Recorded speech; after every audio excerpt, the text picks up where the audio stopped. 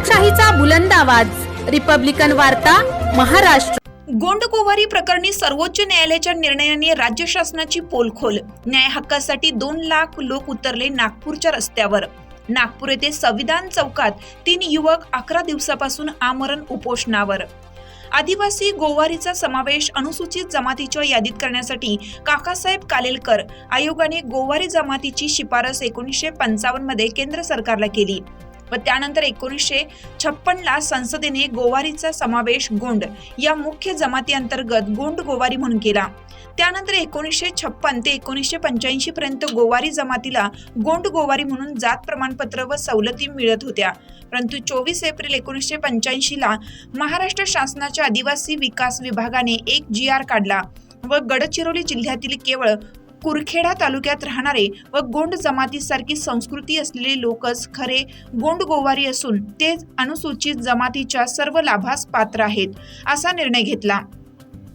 त्यानंतर गोवारी जमातीस आदिवासीचे सर्व लाभ मिळणं बंद झालं।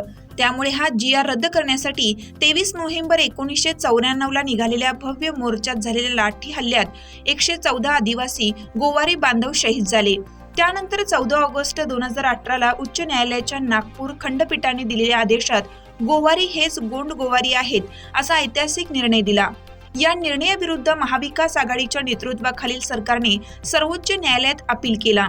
त्या अपिलाचा निर्णय याचिका क्रमांक 4096/2020 दिनांक 18/12/2020 नुसार अधिक स्पष्टपणे आला आहे। त्या सर्वोच्च न्यायालयाच्या आदेशात मुद्दा क्रमांक 31 नुसार कालेलकर आयोगाने गोवारीची शिफारस केली। मुद्दा क्रमांक 32 व 33 नुसार गोवारीची नोंद गोंड गोवारी झाली व त्यांचे वास्तव्य 1961 च्या जनगणनेवर आधारित इथनोग्राफिक्स नोट्सनुसार यवतमाळ जिल्ह्यातील वणी, केळापूर, यवतमाळ तालुके, अमरावती जिल्ह्यातील मेळघाट तालुका व चांदा जिल्ह्यातील गडचिरोली व सिरोंचा तालुक्यात दाखवला आहे। याच इथनोग्राफिक नोट्समध्ये या गोंड गोवारीची आडनावे नागोसे, नेहारे, राऊत अशी आहेत। दिनांक 18/12/2020 च्या सर्वोच्च न्यायालयाच्या निर्णयात मुद्दा क्रमांक 83 नुसार गोंड गोवारीची संस्कृती दिली असून ढाल, वाघोबा, नागोबा या देवतांची उपासना करणारे लोकच गोंड गोवारी आहेत हे स्पष्ट केलं।